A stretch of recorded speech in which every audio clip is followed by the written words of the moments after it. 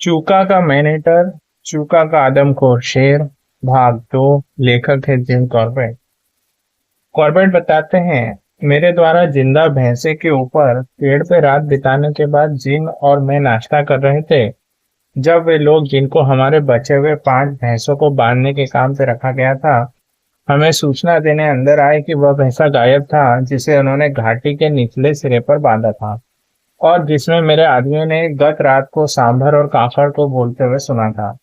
जब हमें यह समाचार दिया जा रहा था, तभी प्रभागीय वन अधिकारी मैकडॉनल्ड वहां पहुंच गए, जो उस दिन अपना शिविर कालाडूंगा से चूका ले जा रहे थे। उन्होंने हमें बताया कि उन्होंने एक शेर के पंजे के निशान घाटी के निचले सिरे पर देखे थे, जहां उन्होंने अनुमान लगाया कि हमारा एक भैंसा बांधा गया था। पंजों के निशान, मेघ ने कहा, कि उनके समान थे जिनको उन्होंने थाक में तब देखा था जब पहले की यात्रा में उन्होंने नरभक्षी को मारने का प्रयास किया था। नाश्ता करने के बाद जीन और मेघ तो नदी के नीचे की तरफ मछली पकड़ने गए, जबकि मैं श्याम सिंह के साथ यह पता लगाने गया कि लापता हुआ भैंसे के साथ क्या कुछ हुआ था। टूटी रस्सी और शेर के पंजों के निशान के सिवा वहां पे कुछ भी ऐसा नहीं था जो ये दर्शाता कि भैंसा मार दिया गया था। तथापि चारों तरफ नजर डालने के बाद मैंने वह स्थान देखा जहां पे भैंसे का एक सींग जमीन के संपर्क में आ गया था और यहाँ से आगे खून के अच्छे सुस्पष्ट चिन्ह जा रहे थे।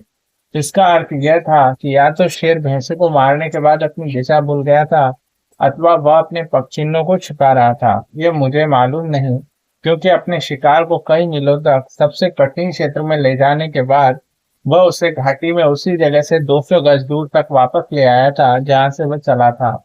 इस स्थान पे घाटी बोतल की गर्दन की तरह संकरी हो गई थी, जो 10 फुट चौड़ी थी। शेर संभवतः अपने शिकार के साथ संकीर्ण स्थान के दूर वाले किनारे पर लेटा हुआ था।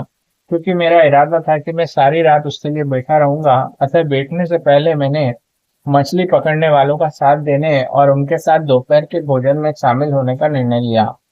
भूख शांत करने के बाद मैं, श्याम सिंह और मछली पकड़ने वाले दल से 3 आदमी उधार लेकर लौटा, क्योंकि यदि मुझे शिकार दिख गया और मैं उसके ऊपर बैठा तो श्याम सिंह के लिए शिविर तक अकेले सुरक्षित लौटना संभव नहीं होता। 4 आदमियों से काफी आगे चलकर मैं उस संकीर्ण स्थान के निकट दूसरी बार गया और जैसे ही मैंने ऐसा किया, शेर ने गुर्राना शुरू कर दिया। घाटी यहाँ पे तीखी चढ़ाई वाली और बड़े पत्थरों से भरी थी और शेर झाड़ियों के घने पर्दे के पीछे में गरज रहा था और ठीक मेरे सामने 20 गज की दूरी पर था।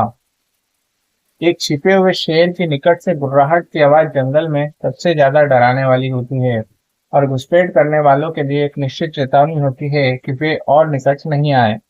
उस सीमित स्थान में मैं और शेर के प्रभावशाली स्थिति में होने पर और ज्यादा नजदीक जाना मूर्खता ही होगी। अतः आदमियों को वापस लौटने का इशारा करने के बाद और उनको ऐसा करने को कुछ मिनट देने के बाद मैंने पीछे की तरफ बहुत धीरे चलना शुरू किया, जो किसी ऐसे जानवर से दूर हटने का एकमात्र तरीका है जिससे आप कोई संपर्क करने को उत्सुक नहीं हो। जैसे ही मैं उस संकीर्ण स्थान से एकदम बाहर आया, मैं मुड़ा और आदमियों को सीटी बजाकर रुकने को कहा। 100 गज दूर घाटी के नीचे उनसे मैं फिर जा मिला। मुझे अब ठीक ठाक मालूम था कि शेर कहाँ है और मैंने अपने को आश्वस्त महसूस किया कि मैं उससे निपट पाऊंगा। अतः आदमियों से पुनः मिलने पर मैंने उनसे मुझे छोड़ देने और मछली पकड़ने वाले दल के पास लौटने को कहा। ऐसा करने को वे बहुत प्राकृतिक रूप से डरे हुए थे, क्योंकि उनको विश्वास था, जैसा कि मुझे भी था, कि जिस शेर को उन्होंने अभी गरजते हुए सुना है वह एक मैन ईटर था और उन्होंने मेरी राइफल की सुरक्षा चाहिए थी। उनको अपने साथ ले जाकर छोड़ने पे मेरे 2 घंटे खराब हो जाते, और क्योंकि हम साल के जंगल में थे और वहां पे चढ़ने लायक कोई भी पेड़ दिखाई नहीं दे रहा था, अतः आवश्यकतावश मुझे उन्हें अपने साथ ही रखना पड़ा। बाईं ओर की खड़ी चढ़ाई वाले किनारे पे चढ़ के हम घाटी से 200 गज दूर तक सीधे गए। यहाँ हम बाईं तरफ मुड़े और जब मैं 200 कदम की दूरी चल चुका तो फिर हम बाईं तरफ मुड़े और घाटी में उस स्थान से 100 गज ऊपर आ गए जहां हमने शेर की गुर्राहट सुनी थी। अब बाजी पलट चुकी थी और हमें स्थिति का लाभ प्राप्त था। मुझे पता था कि शेर नीचे घाटी में नहीं जाएगा, क्योंकि उसने कुछ मिनट पहले उस दिशा में इंसानों को देखा था, और न ही वह घाटी के ऊपर जाएगा, क्योंकि ऐसा करने के लिए उसे हमारे निकट से जाना पड़ेगा। हमारी तरफ का किनारा 30 फुट ऊंचा और झाड़ियों से विहीन था, अतः एकमात्र रास्ता जिसमें शेर उस स्थिति से निकल पाता जिसमें हम युक्ति चालन द्वारा उसे पहुंचा दिया था, वह ये था कि वह विपरीत दिशा के पहाड़ के ऊपर जाए। 10 मिनट तक हम घाटी के किनारे पर बैठे रहे और अपने सामने की जमीन के प्रत्येक फुट का बारीकी से निरीक्षण किया। फिर कुछ कदम पीछे हटकर हम बाईं तरफ 30 गज तक गए और पुनः सिरे पर बैठ गए, और जैसे ही हमने ऐसा किया, जो आदमी मेरे ठीक पास बैठा था वह फुसफुसाया कि शेर, और उसने घाटी के पार इशारा किया। मैं कुछ नहीं देख सका और उस आदमी से पूछा कि वह शेर का कितना हिस्सा देख सकता है, उसकी स्थिति का वर्णन करे। उसने कहा कि उसने शेर के कानों को हिलते देखा है और वह कुछ सूखी पत्तियों के निकट था। एक शेर के कान 50 गज की दूरी से सुस्पष्ट वस्तु नहीं होते हैं, क्योंकि जमीन पर सूखे पत्तियों का कालीन बिछा हुआ था। इसलिए उसके वर्णन ने मुझे शेर की स्थिति को पता लगाने में कोई मदद नहीं की। मेरे पीछे के आदमियों की सांसों से स्पष्ट था कि उत्तेजना अब पूरी पराकाष्ठा पर पहुंच रही थी। उसी समय आदमियों से एक बेहतर रूप से देखने के लिए खड़ा हुआ, और शेर, जो कि हमारी तरफ मुंह किए हुए लेटा था, खड़ा हुआ और पहाड़ के ऊपर जाने लगा। और जैसे ही उसका सिर एक झाड़ी के पीछे से निकला तो मैंने गोली दाग दी। मेरी गोली, मैंने बाद में पाया कि उसकी गर्दन की खाल को छूती हुई निकल गई थी और एक शिला से टकरा के टूट कर लौटी, जिसने उसे सीधे हवा में उछलने को मजबूर किया और नीचे गिरने पर वह एक बड़ी लता में फंस गया, जिससे अपने को छुड़ाने में उसे थोड़ी परेशानी हुई। जब हमने उसे भूमि पर संघर्ष करते देखा तो हमने सोचा वह अच्छे के लिए ही गिरा था, परंतु जब वह अपने पैरों पर पुनः खड़ा हुआ और सरपट भाग गया तो श्याम सिंह ने कहा कि वह घायल नहीं हुआ था, जिससे मैं भी सहमत था। आदमियों को छोड़कर मैंने खड्डे को पार किया और जमीन का निरीक्षण करने के बाद उन लंबे बालों को देखा जिनको गोली ने उड़ा दिया, तथा टुकड़े टुकड़े हुई चट्टान और चीरी और काटी गई लता को भी पाया, परंतु मुझे कोई खून नहीं मिला। किसी भी जानवर को गोली लगने के बाद खून हमेशा तुरंत ही बहने नहीं लगता है, और हो सकता है कि मेरी गोली चलाने के दृश्य का वर्णन गलत रहा हो। अतः यह जरूरी था कि शिकार को ढूंढा जाए, क्योंकि वह मुझे कल बता देगा कि शेर घायल हुआ था अथवा नहीं। यहाँ पर हमें थोड़ी कठिनाई हुई थी, और जब तक हम उस स्थान पे 2 बार नहीं चले गए थे, अतः हमें अंततः शिकार पानी की एक 4 फुट गहरे कुंड में मिला, जहाँ पे शेर ने उसे स्पष्ट रूप से बर्रों और भिनभिनाने वाली मक्खियों से सुरक्षित रखने के लिए रखा था। मछली पकड़ने वाले दल से उधार लिए 3 आदमियों को वापस भेज के, क्योंकि अब यह करना सुरक्षित था, श्याम सिंह और मैं 1 घंटे तक शिकार के निकट ही जंगल की आवाजों को सुनने के लिए छुपे रहे। फिर कुछ भी न सुनने पर शिविर को लौट गए। अगली सुबह शीघ्र ही नाश्ता करने के बाद मैं घाटी में वापस लौटे और पाया कि शेर ने शिकार को पानी के कुंड से हटा दिया था और थोड़ी दूर ले जाकर केवल सिर और खुरों को छोड़ के समूचा शिकार को खा गया था। इससे तथा जमीन पे खून नहीं मिलने से, जिस पर वह लेटा हुआ खा रहा था, यह प्रमाण मिल चुका था कि वो शेर जो आदमखोर था घायल नहीं हुआ था, और वह अपने डर से भी उबर चुका था। जब हम शिविर में वापस पहुंचे तो हमें सूचना मिली कि एक गाय को एक खुली चौड़ी घाटी में लद्या नदी के पास मार दिया गया है, और जिन आदमियों ने उसे देखा था उन्होंने उसे टहनियों से ढक दिया था। एबी लद्या के ऊपर 8 मील दूर गांव की यात्रा से अभी नहीं लौटा था, और दोपहर का भोजन करने के बाद मैं गाय को ढूंढने निकल पड़े। इसे मध्याह्न में ढका गया था और थोड़ी देर बाद ही शेर लौटा था। उसने इसे टहनियों के नीचे से खोद निकाला था और बिना कोई घसीट के निशान छोड़े उठा ले गया था। यहाँ पे जंगल साल के बड़े पेड़ों का था और जिनके नीचे झाड़ियां नहीं थी, अतः हमें शिकार को ढूंढने में 1 घंटा लगा, जहाँ शेर ने इसे सूखी पत्तियों के एक बड़े ढेर के नीचे दबा रखा था। निकट के एक पेड़ पर मेघ ने दिलेरी से मेरे लिए एक मचान बना दिया, जबकि मैंने धूम्रपान करते हुए उसकी पानी की बोतल खाली कर दी। छाया का तापमान लगभग 110 डिग्री था, और मुझे पेड़ पे चढ़ते हुए देखकर वह शिविर को लौट गया। 1 घंटे बाद घाटी के दूसरी पार स्थित एक सीधी चढ़ाई वाले पहाड़ से लुढ़क कर आते हुए एक छोटे पत्थर ने मेरा ध्यान आकर्षित किया, और थोड़ी देर में एक शेर ने दिखाई दी, जिसके पीछे 2 छोटे बच्चे चल रहे थे। यह बिल्कुल साफ तौर पर प्रथम मौका था जब शावकों को किसी शिकार पर कभी ले जाया जा रहा था, और यह देखना बहुत ही रोचक था कि माँ कितने कष्ट उठाकर उनको आगे चलते समय मार्ग के खतरों से अवगत कराना चाहती थी, और ऐसा करते हुए बड़ी सावधानी रखना कितना आवश्यक था। शावकों का व्यवहार भी उनकी माँ की तरह ही दिलचस्प था। पग पर पग रखते हुए वे उसके पीछे चल रहे थे, न तो एक दूसरे से और न ही अपनी माँ से आगे जाने का प्रयास करते थे। हर बाधा से बचते हुए जिसको माँ छोड़ती थी, चाहे वह कितनी ही छोटी हो क्यों न हो, और जब वह सुनने के लिए रुकती थी तो वे एकदम स्थिर रहते थे, जैसा कि वह प्रत्येक कुछ गलत बात करती थी। जमीन साल के बड़े पत्थर से ढकी हुई थी, जो कि बहुत सूखे तथा कोमल थे और जिन पे निशब्द चलना असंभव था। फिर भी प्रत्येक पग सावधानी से नीचे रखा जाता और उतनी ही सावधानी से उठाया जाता जितनी धीमी स्वयं हो सकती इतनी आवाज निकलती थी। खड्डे को पार करके शेरनी, जिसके एकदम पीछे उसके बच्चे चल रहे थे, मेरी तरफ आई और मेरे पेड़ के पीछे से गुजर के एक सपाट जमीन के टुकड़े पर लेट गई, जिसके ऊपर से शिकार दिखाई दे रहा था, जो उससे लगभग 30 गज की दूरी पर था। उसके लेटने का स्पष्ट अर्थ था कि शावक उसी दिशा में आगे जाएं जिधर उसकी नाक इंगित कर रही थी, और उन्होंने ऐसा करना शुरू किया।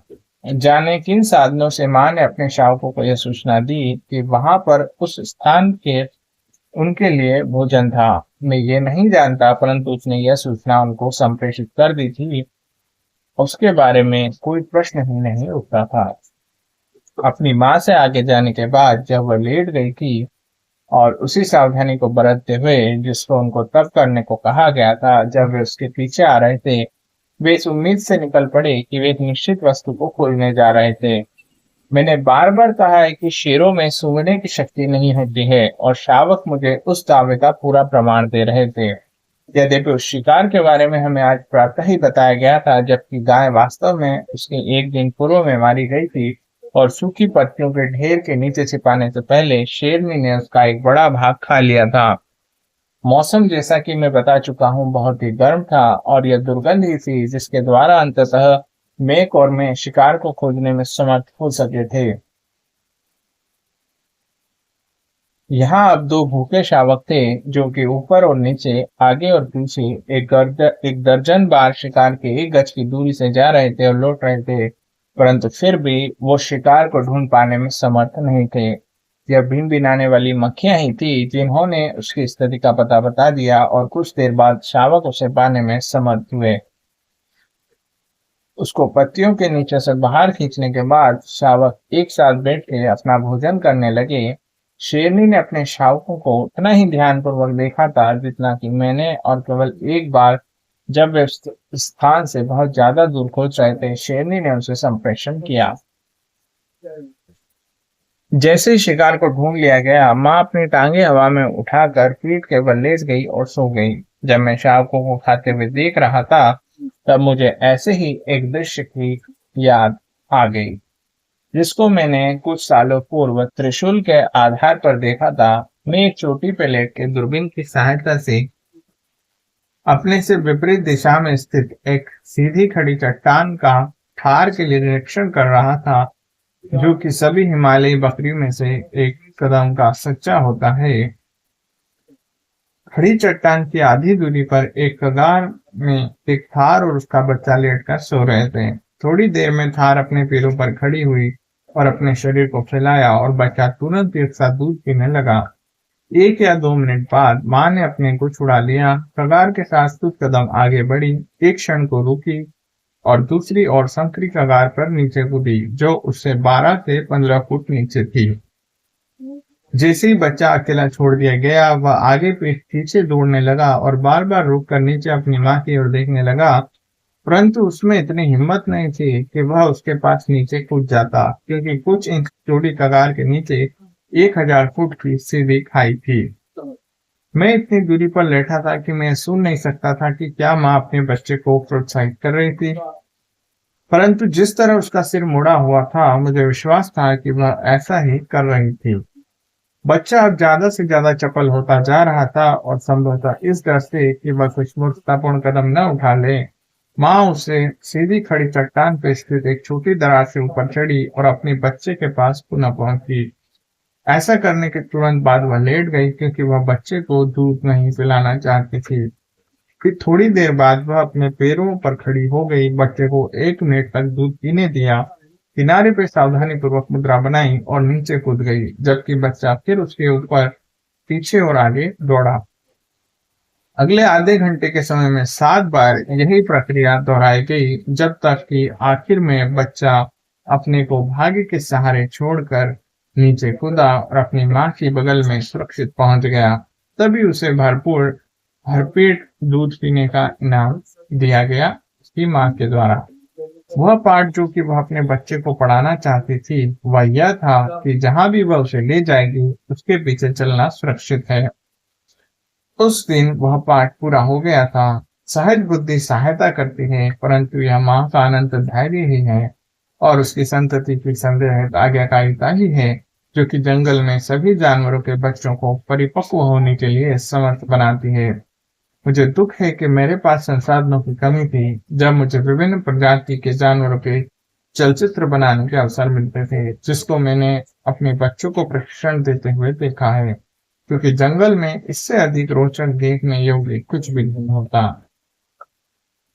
जब शावकों को जब शेर के बच्चों ने अपना भोजन समाप्त कर लिया, तब वे अपनी माँ के पास वापस लौटे और उनको साफ करने में उनकी माँ लग गई, उनको पलटते हुए और उस सारे खून को चाटने लगी जो खाते समय उनके शरीर पर लग गया था। जब यह कार्य उसके पूर्णतः संतुष्ट होने तक पूर्ण हुआ, तो वह चल पड़ी। शावक उसके पीछे चल रहे थे क्योंकि शिकार में कुछ भी शेष नहीं बचा था और नदी के इस तरफ उसके शावकों के लिए सुविधाजनक आड़ भी नहीं थी।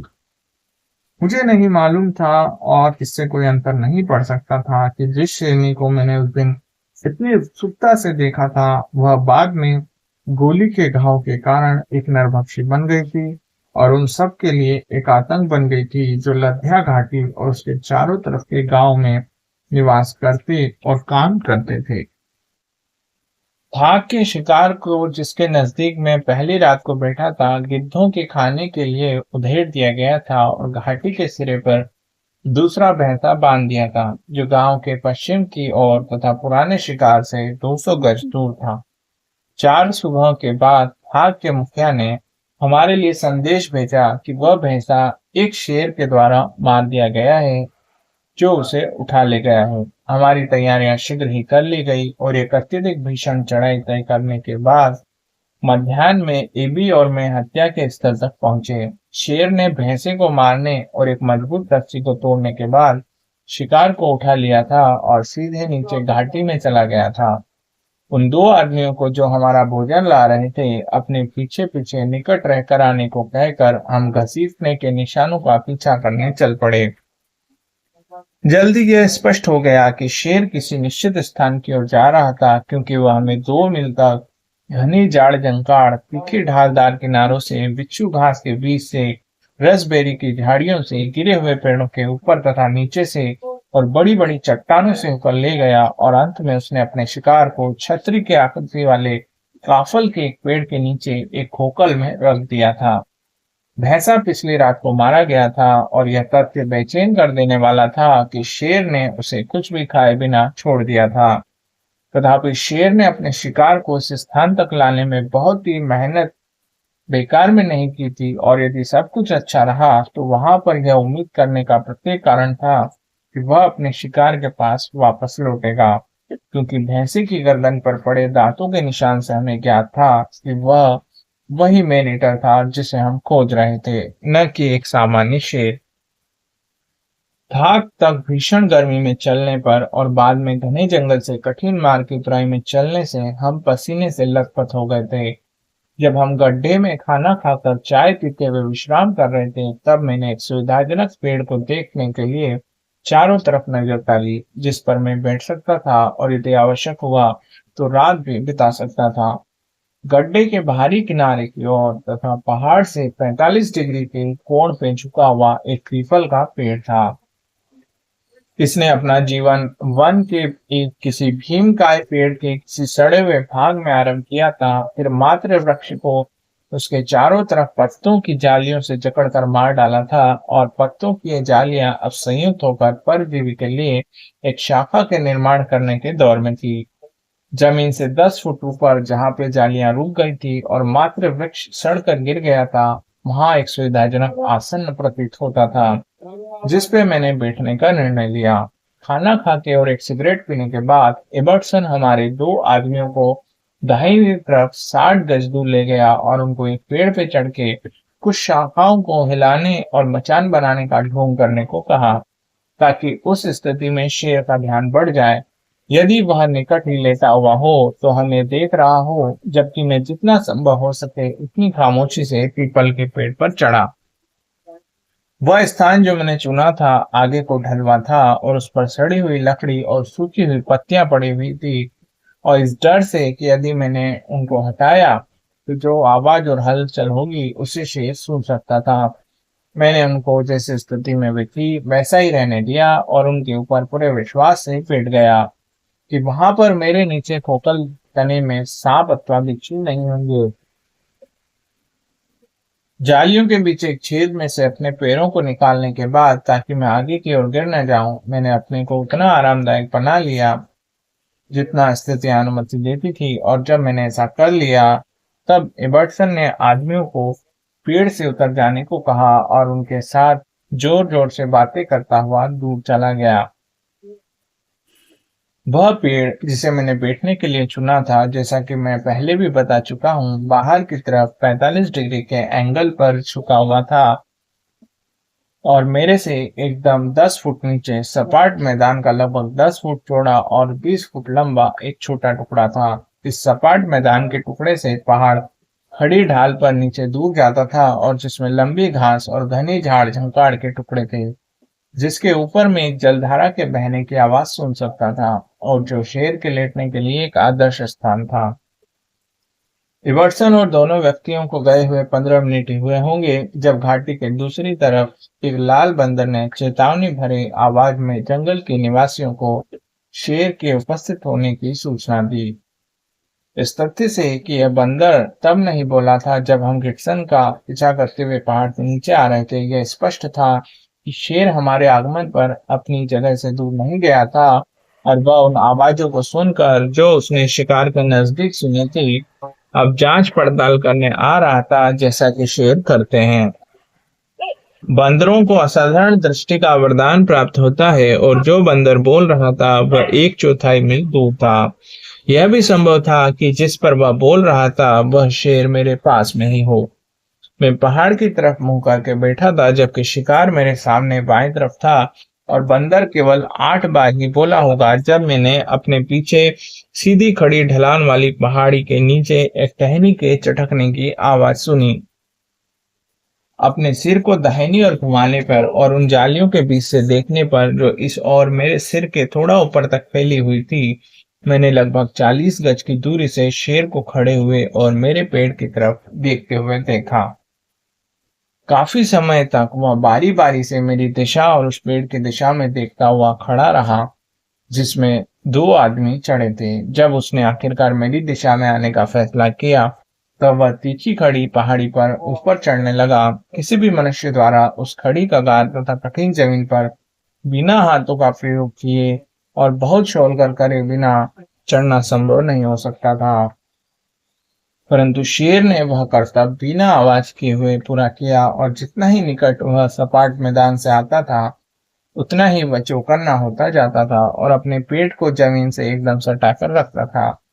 जब वह ऊपरी किनारे के ठीक पास पहुंचा तब उसने बहुत धीमे से अपना सिर उठाया और उस पेड़ पर जिस पे आदमी चढ़े थे बहुत देर तक दृष्टि डाली और संतुष्ट होने हो जाने के बाद कि वहां कोई नहीं आया था, वह सपाट मैदान के ऊपर कूदा और मेरे पेड़ के नीचे दृष्टि से ओझल हो गया। मैंने उसे अपने बाईं तरफ आने और शिकार की तरफ जाने की उम्मीद की थी। जब मैं उसके ऐसा करने का इंतजार कर रहा था तभी मैंने पेड़ के नीचे की सूखी पत्तियों को फिसते हुए सुना जब वह उन पर लेट गया था। अगले लगभग 15 मिनट तक मैं पूरी तरह से स्थिर बैठा रहा और शेर की तरफ से मुझे आगे कोई आवाज नहीं सुनाई पड़ी।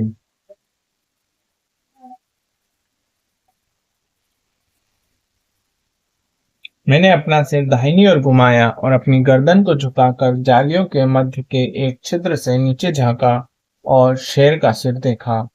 यदि मैं अपनी आंखों से आंसू की एक बूंद को बाहर निकाल के इस छेद से नीचे गिराता तो मुझे विश्वास था कि वह एकदम उसकी नाक पर ही गिरती। उसकी थोड़ी जमीन पर टिकी हुई थी और उसकी आंखें बंद थी। तुरंत ही उसने उनको खोला, मक्खियों को भगाने के लिए मिचकाया और फिर दोबारा उनको बंद कर दिया और सो गया।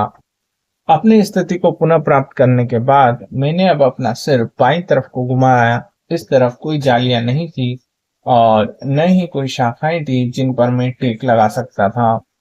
जब मैंने अपना संतुलन खोए हुए बिना अपनी गर्दन को उतनी दूर तक झुकाया जितना संभव था और नीचे झांका तो पाया कि मैं केवल शेर की पूंछ का काफी हिस्सा और पिछली एक टांग का हिस्सा ही देख सकता था। स्थिति पे सोच विचार करना जरूरी था। पेड़ का तना जिससे मैं अपनी पीठ टिकाकर बैठा था मोटे तौर पे 3 फुट मोटा था और ठीक आड़ प्रदान करता था, अतः वहां शेर के द्वारा मुझे देखे जाने की कोई संभावना नहीं थी। यह बिल्कुल निश्चित था कि यदि उसे छेड़ा नहीं गया तो वह शिकार खाने जाएगा और अब सवाल यह था कि वह कब शिकार खाने के लिए जाएगा। यह एक गर्म दोपहरी थी, परंतु जिस स्थान को उसने लेटने के लिए चुना था वह मेरे पेड़ की गहरी छाया में था और इसके अतिरिक्त घाटी से ऊपर की तरफ ठंडी हवा बह रही थी। इस मनभावन परिस्थितियों में वह घंटों तक सो सकता था और सूर्य के प्रकाश के खत्म होने तक भी शिकार पर नहीं जाता, जिससे मेरे द्वारा उस पर गोली चलाने का मौका भी निकल जाता। शेर की इच्छा पे प्रतीक्षा करने का जोखिम नहीं लिया जा सकता था, क्योंकि दिए गए कारण के अलावा हमारे पास उपलब्ध समय लगभग पूरा होने को था और शेर को मारने का यह अंतिम अवसर ही मुझे मिल सकता था, जिसपे काफी लोगों की जिंदगी निर्भर करती थी। गोली चलाने के अवसर की प्रतीक्षा करना अविवेकपूर्ण था। तब वहां पर शेर से उसी स्थान पर जहां वह लेटा था निपटने की संभावना ही रह जाती।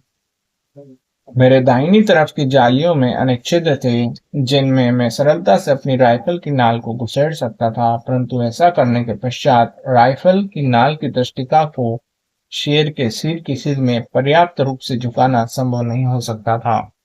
खड़े होकर जालियों के ऊपर चढ़कर और उसके ऊपर से गोली चलाना कठिन नहीं होता, परंतु ऐसा किसी तरह की आवाज के बिना संभव नहीं है, क्योंकि जिन सूखी पत्तियों पर मैं बैठा था जब मेरा वजन उनसे हट जाता तो वे चरचराती तथा मेरे से 10 फुट से भी कम दूरी पर जंगल में सबसे प्रचंड सुनने की क्षमता रखने वाला जानवर था।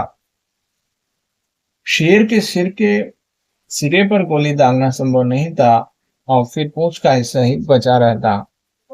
जब मेरे दोनों हाथ राइफल को पकड़े हुए थे, मैंने अपनी गर्दन बाईं ओर मुड़ी थी तो मैं शेर की पूंछ और पिछली टांग का काफी हिस्सा देखने में समर्थ था। अपने दाहिने हाथ से राइफल को छोड़ने के बाद और जालियों पे पकड़ बनाने के बाद मैंने देखा कि मैं उतना झुक सकता था जिससे शेर का 1/3 शरीर देखा जा सके। यदि अपनी पकड़ को छोड़ देने के बाद मैं इस स्थिति को यथावत रख पाता तो उसे अपंग करना संभव हो जाता। एक जानवर को अपाहिज बना देने का विचार, और वह भी एक सोए हुए जीव को महज इसलिए कि उसने यदा कदा अपने भोजन में परिवर्तन किया था, बहुत ही घृणाप्रद था। भावुकता जहां तक नरभक्षी का संबंध था दूर की बात थी, और ज्यादा मानव हत्याओं को रोकने के इरादे से मैं कई दिनों से शेर को मारने की कोशिश कर रहा था। अब जब मेरे पास ऐसा करने का एक मौका था और मुझे यह फैक्ट कि मुझे उसे मारने से पहले उसकी कमर को तोड़ना पड़ता मेरे उस मौके को गवा देने के पक्ष में नहीं होगा, इसलिए वध तो करना ही पड़ता, चाहे वह तरीका कितना ही अप्रिय क्यों न हो। इसलिए वध तो करना ही पड़ता, चाहे वह तरीका कितना ही अप्रिय क्यों न होता, और इसे जितनी शीघ्र संपन्न किया जाता उतना ही बेहतर होता, क्योंकि अपने शिकार को उस स्थान तक लाने में शेर ने 2 मील लंबे मार्ग पर गंध के चिन्ह छोड़े थे और एक भूखा भालू उस गंध को सूंघकर किसी भी पल उस निर्णय को मेरे हाथ से छीन सकता था। अपने शरीर को एकदम दृढ़ रखकर मैंने धीरे से जालियों पर से अपनी पकड़ छोड़ी तथा राइफल को दोनों हाथों से पकड़ा और अपने पीछे और नीचे एक गोली चलाई, जिसे मुझे फिर कभी दोहराने की इच्छा नहीं है। जब मैंने 450 बोर की ऊंचे वेग वाली राइफल की लिबलिबी दबाई, तब कुंडा आसमान की ओर इंगित कर रहा था, जबकि मैं दृष्टिकाओं के ऊपर नहीं बल्कि नीचे देख रहा था। प्रतिक्षेप ने चोट तो पहुंचाई, परंतु मेरी उंगलियों अथवा कलाई को नहीं तोड़ा, जिससे मुझे डर लगा था। और जैसे ही शेर ने अपने शरीर का ऊपरी भाग पलटकर फेंका और अपनी पीठ के बल पहाड़ से नीचे सरकने लगा, मैं अपने आसन से मुड़ा और उसकी छाती में दूसरी नाल की गोली दाग दी। मुझे एक हत्यारे की तरह यह बात कम ही महसूस होती यदि मेरी पहली गोली लगने पर शेर ने आक्रमण करने की गर्जना की होती, परंतु एक बड़े हृदय वाले जानवर की तरह जो कि वह था, उसने अपना मुंह कभी नहीं खोला और मैंने दूसरी गोली लगने पर बिना कोई आवाज करे ही वह शेर मर गया। इब्सन ने मुझे इस आशय के साथ छोड़ा था कि वह जामुन के पेड़ पर उस भैंसे के ऊपर बैठेगा जिसको 4 दिन पूर्व मारा गया था और जिसे गिद्धों ने न मालूम क्यों खाया नहीं था। उसने सोचा था कि यदि शेर ने मुझे पीपल के पेड़ पर चढ़ते देख लिया था, तो वह उस लाश को छोड़ सकता था जिसके ऊपर मैं बैठा था और अपने पुराने शिकार की तरफ हाफ को जाता और उसे गोली मारने का अवसर देता। मेरी 2 गोलियों की आवाज को सुनकर वह मेरे पास यह देखने तेज गति से आया कि मुझे किसी सहायता की जरूरत तो नहीं है, और मैं उसे पीपल के पेड़ से आधे मील दूर मिला।